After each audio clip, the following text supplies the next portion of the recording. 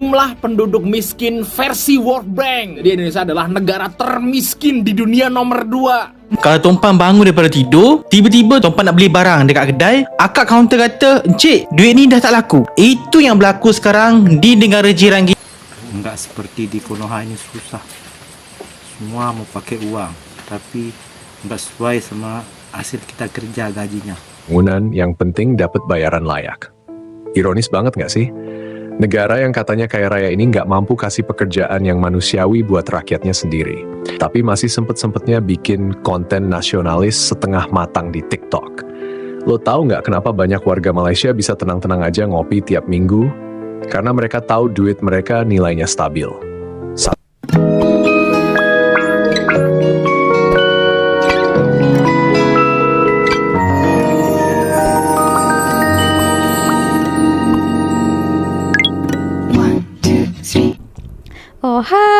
Halo, hai semuanya. Apa kabar teman-teman?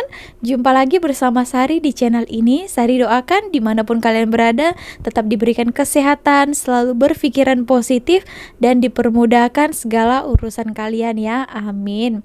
Oke, nah ini ada berita viral, berita terbaru bahwa katanya Bank Dunia sebut angka kemiskinan penduduk Indonesia itu 60,3%, setara dengan 172 juta orang ya.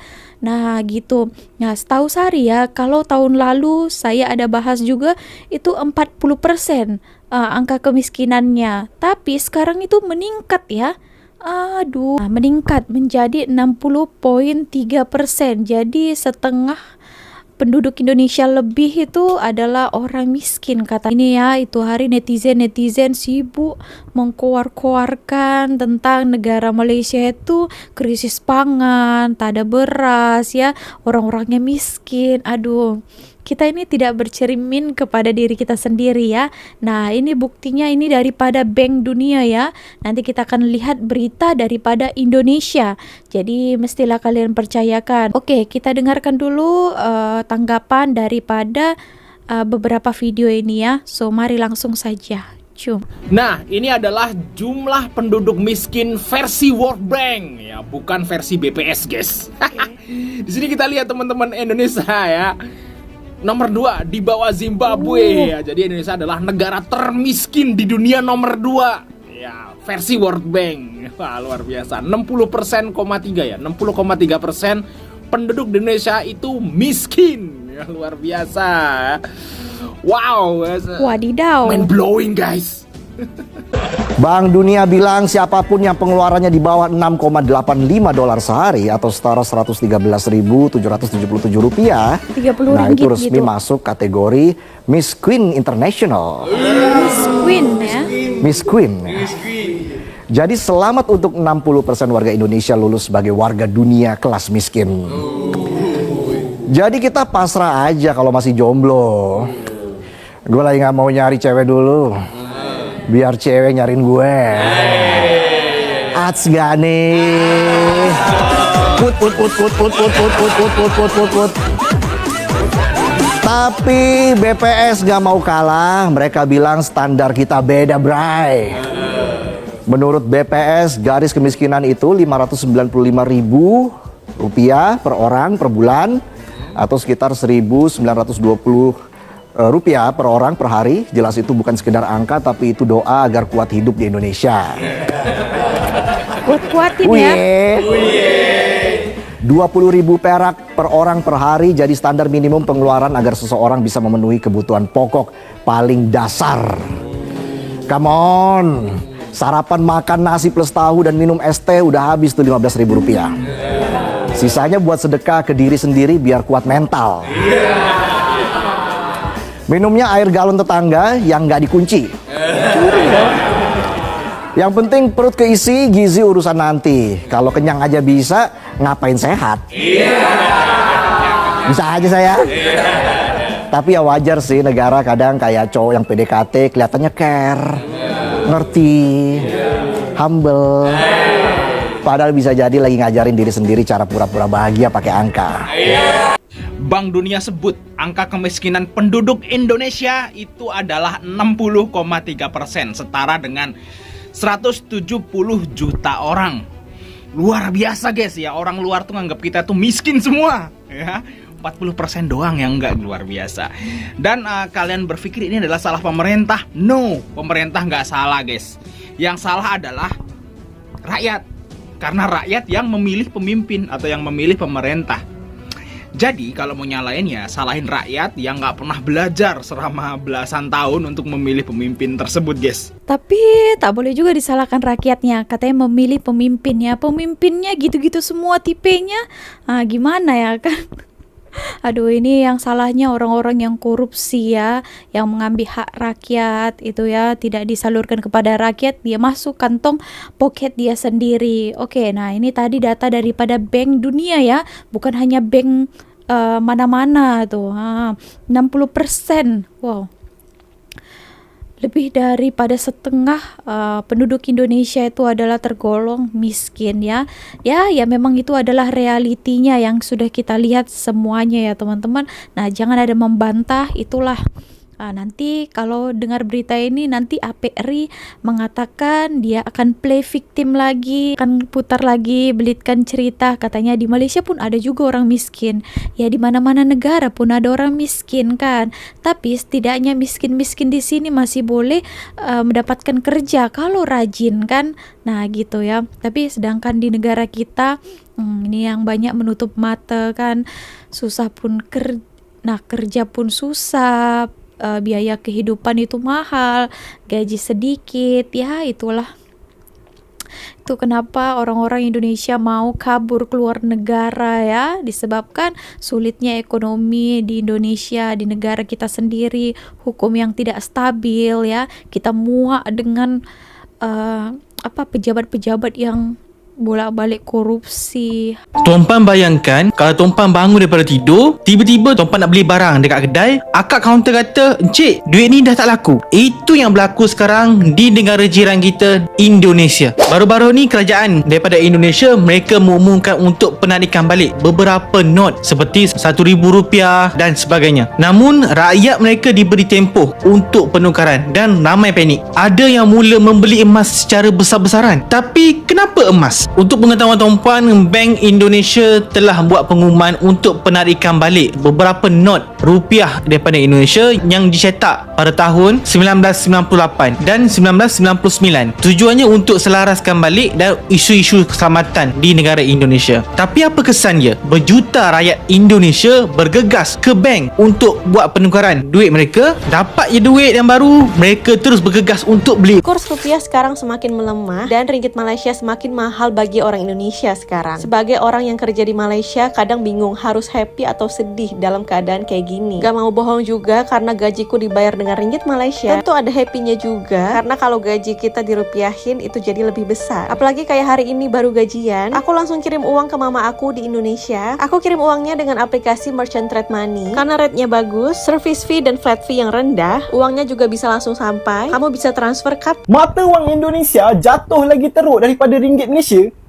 Confirm rakyat Malaysia boleh melancong Indonesia dengan lebih murah lagi lepas ni. So, RM10,000 sekarang bernilai RM2.59 je tau. RM1 juta RM263 je. Sebelum ni RM1 juta bersamaan RM278 pada Disember 2024. Sekarang lagi teruk ya. Tak sampai beberapa bulan, lebih daripada RM10 dah turun. Sejak 2024, rupiah jatuh 12.4%. Manakala ringgit pula naik 17%. So perbezaan dia memang sangat ketara. Kita tunggulah apa tindakan Bank Negara Indonesia dan Kementerian Kewangan diorang untuk hadapi kejatuhan ni. Bukan kejatuhan biasa-biasa ni. Tapi dalam masa yang sama, Bank Negara kita dan Kementerian Kewangan kita pun kena ambil langkah berhati-hatilah. Takutlah apa-apa jadi kat depan kan. Jadi apa pendapat korang? Kenapa rupiah ni boleh jatuh teruk? Adakah sebab pilihan raya? Faktor ekonomi? Politik juga. Cuba komen sikit. Assalamualaikum teman-teman semuanya. Cobalah kalau di Indonesia kita dikasih kerja, dipermudahkan, lepas tu gaji sesuai, contohlah 5 juta 1 bulan. Aku yakin nggak ada yang pergi merantau kalau kerja Indonesia gaji 5 juta 1 bulan. Ini Indonesia Konoha ini semua dipersulit. Contohlah jadi security. ada ijazah SMA ke apa, mau pelatihan dulu, pelatihan masuk security pun Bayar ya. kena biaya hampir 7 juta Wah, saya rasa. mau kerja pun kasih uang Dulu juga. saya 7 juta.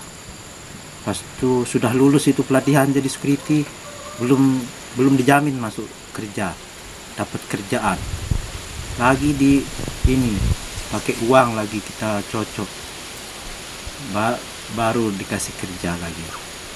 Gaji pun baru berapa? Baru 2 juta ke berapa ya. Belum bolak-balik ini uang minyak, uang makan, mana cukup. Mau kerja di mall, mau kerja di minimarket, susah. Kalau di Konoha ini coba dipermudahkan seperti pemerintah di Malaysia kan. Kalau di Malaysia itu kerja senang,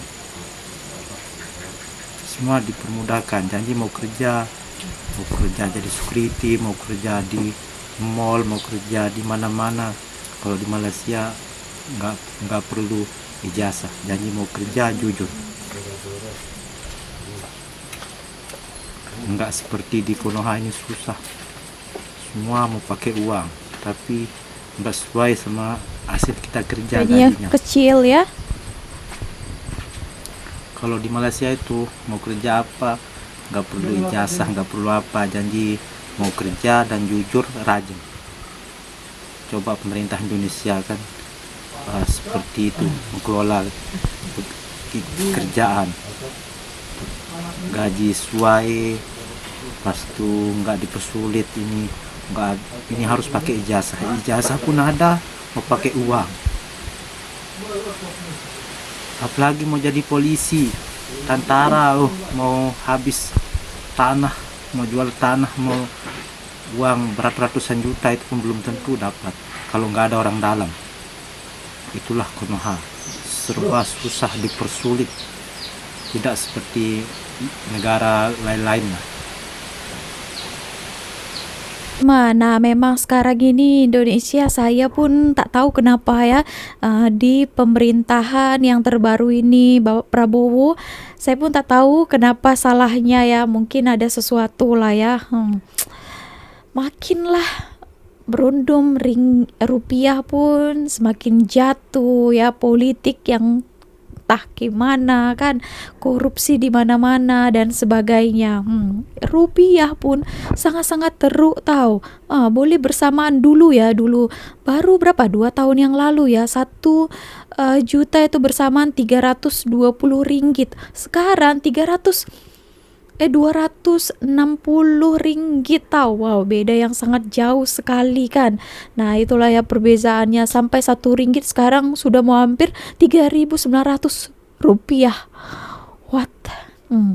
Itulah ya, saya pun sangat menyesal ya, uang saya masih ada di Indonesia sana, saya belum tukarkan lagi. Kalau ditukarkan ke ringgit, boleh dapat sedikit saja nantinya. Yang dikatakan abang ini tadi, kehidupan di sana pun sudahlah sulit bekerja kan. Inilah salah satunya yang masuk tadi, yang Bank Dunia itu rakyat Indonesia yang masuk ke 60% itu adalah orang-orang yang miskin, ya menengah ke bawah, pendapatannya itu kecil ya, dengan biaya hidup yang sangat-sangat mahal, biaya harian ya, barang-barang pokok harian itu ya memang mahal, dengan gaji yang ciput. Itu ya, susahnya juga di sana itu kehidupannya. Itulah ya, tak tahulah macam mana nanti ke depannya, semakin baik atau semakin gitu-gitu saja.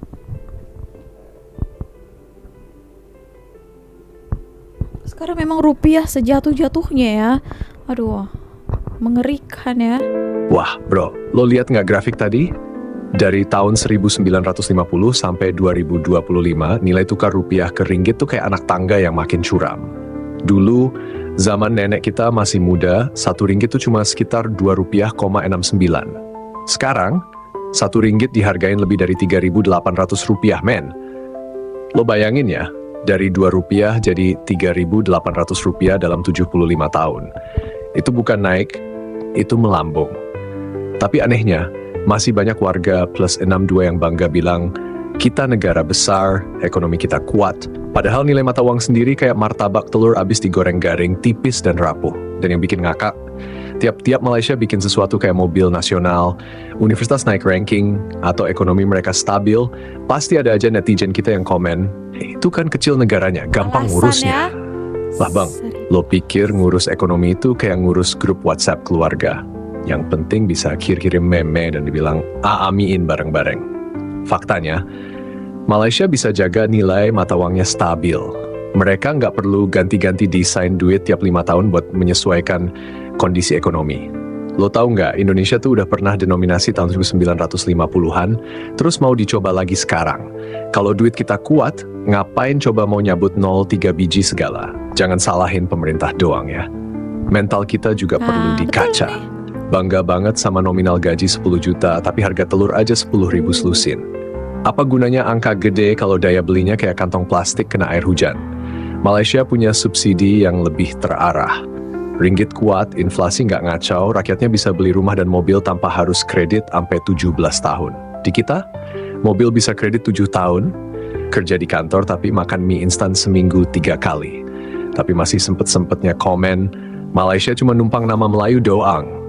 Padahal kita yang masih sibuk debat siapa lebih tua, Majapahit atau Sriwijaya, sementara ringgit terus ngacir dan rupiah makin nyungsep. Kalau terus begini mah, 2055 nanti, 1 ringgit bisa jadi 5.000 rupiah lebih kali ya. Gila-gila kalau Dan macam kita itu ya. masih sibuk debat di kolom komentar YouTube pakai caps lock. Udahlah. Bro, sebelum nyindir tetangga, mending kita urusin dapur sendiri dulu. Ringgit makin tajir, rupiah makin lirih. Gimana? Masih bangga? Iya bro, lanjut ya. Lo tahu nggak? Kita tuh sekarang kayak orang yang ke pasar bawa uang segunung, tapi pulang cuma dapat 2 ikat kangkung doang. Sementara tetangga sebelah yang sering banget kita ejek-jekin karena katanya cuma segede kucing tidur, mereka jalan santai, bawa duit dikit, pulang bisa bawa 1 troli barang. Anehnya lagi, tiap kali nilai ringgit makin naik dibanding rupiah, bukannya introspeksi, kita malah makin keras teriak, kita punya sumber daya alam. Kita negara besar. Lah iya, tapi kenapa yang kaya cuma segelintir? Lo bisa hitung tuh dari 100 orang cuma 2 yang bisa makan enak tiap hari. Sisanya, nunggu promo ojol sama berburu diskon di minimarket. Lo perhatiin deh tiap Malaysia naikin gaji minimum mereka, rakyatnya mulai bisa beli mobil, bisa liburan, bisa simpen duit buat masa depan. Kita, begitu UMR naik langsung semua harga ikut naik. Baru juga gaji naik 100.000, tahu bulat naik 500 rupiah. Jadi, nambah gaji itu cuma nambah angka di slip, bukan nambah kualitas hidup. Yang lebih sadis lagi, banyak anak muda kita sekarang lebih pilih kerja di luar negeri. Dari Malaysia, Korea, sampai Timur Tengah. Mereka rela jadi buruh, pembantu, kuli bangunan, yang penting dapat bayaran layak. Ironis banget nggak sih? Negara yang katanya kaya raya ini nggak mampu kasih pekerjaan yang manusiawi buat rakyatnya sendiri. Tapi masih sempet-sempetnya bikin konten nasionalis setengah matang di TikTok. Lo tahu nggak kenapa banyak warga Malaysia bisa tenang-tenang aja ngopi tiap minggu? Karena mereka tahu duit mereka nilainya stabil. 1 ringgit itu ringgit. Kita, kadang baru gajian langsung ngos-ngosan, karena setengahnya buat bayar cicilan, sisanya habis buat bensin sama makan ayam goreng sekali seminggu.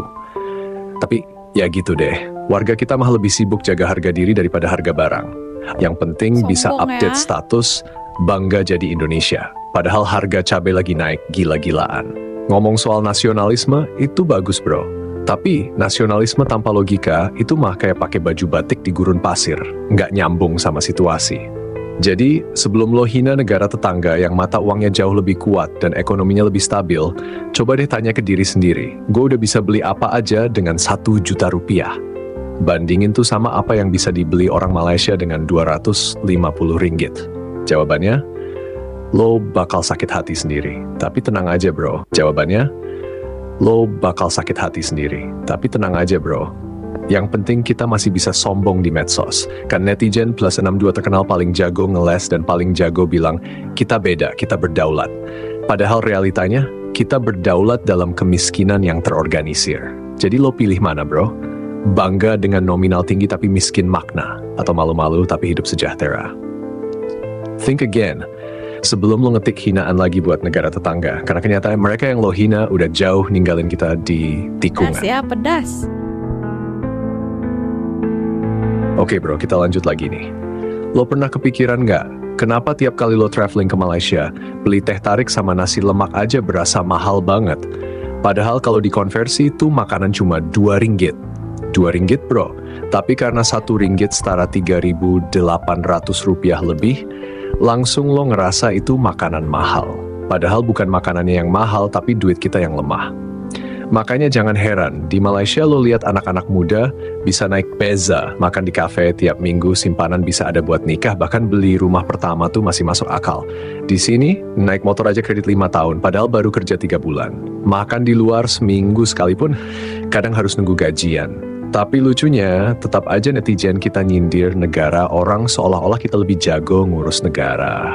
Padahal yang kita punya tuh cuma jumlah penduduk terbanyak, jumlah follower paling banyak, jumlah konten TikTok paling heboh, jumlah tenaga kerja migran paling besar, tapi yang kualitas nihil. Coba bandingin sektor pendidikan. Di Malaysia, satu universitas negeri bisa masuk 100 besar dunia. Kita, ribuan kampus, tapi yang masuk ranking dunia bisa dihitung jari. Dan tetap aja kita bangga karena katanya yang penting kita punya Pancasila. Lah, emangnya nilai tukar bisa naik karena Pancasila? Bahkan perusahaan-perusahaan luar negeri sekarang udah mulai malas investasi. Kenapa? Karena birokrasi kita ruwet. Aturan berubah-ubah, korupsi masih merajalela. Tenaga kerja murah banyak tapi skillnya nanggung. Banyak lulusan sarjana tapi kagak bisa apa-apa. Akhirnya kerja di pabrik atau jadi pengangguran gelar doang. Tapi masih aja sombong bilang Indonesia itu masa depan Asia. Masa depan dari mana kalau tiap tahun investor malah kabur? Lo tahu nggak? Malaysia itu udah masuk kategori negara berpendapatan menengah atas dari dulu. Sementara kita masih tertahan di menengah bawah alias low end middle income. Pendapatan per kapita kita bahkan baru setengah dari Malaysia. Tapi anehnya kita masih bisa nyindir tetangga sebagai negara kecil, mental kecil. Lah bro, kalau kecil tapi duitnya banyak, hidupnya nyaman, mentalnya maju, itu jauh lebih baik daripada gede tapi cuma isi mimpi dan utang. Terus lo masih mau bilang rupiah itu cuma angka? Ya kalau hidup di dunia paralel mungkin bisa. Tapi di dunia nyata, angka itu bikin perut kenyang atau lapar. Angka itu yang bikin lo bisa beli susu buat anak lo. Atau cuma minum air galon doang buat tahan lapar. Dan sekarang lo pikir 50 tahun lagi rupiah bakal kayak apa? Lo mau nunggu sampai 1 ringgit setara 10.000 rupiah baru nyadar? Atau lo mau terus sok nasionalis sambil ngatain negara orang yang hidupnya jauh lebih baik daripada lo? Yaudah deh, bro. Lanjut aja lo hidup di dunia maya penuh kesombongan digital. Karena kalau ngelihat kenyataan di dunia nyata, hati lo bisa hancur pelan-pelan. Dan itu bro, lebih sakit daripada komenan netizen.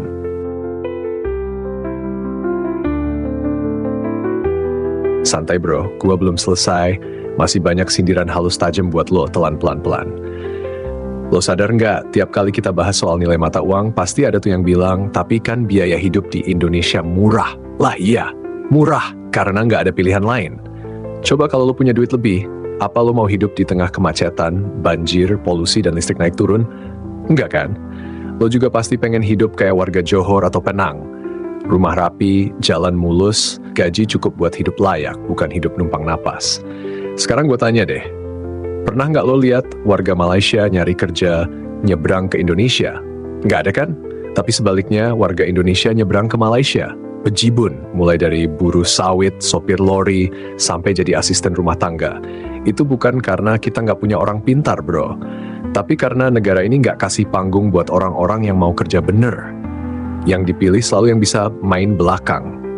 Titipan pejabat atau tukang basah-basahan. Nah, ini video sangat-sangat pedas ya, menampar. Tapi inilah adalah faktanya ya, yang kejadian di negara kita sekarang ini.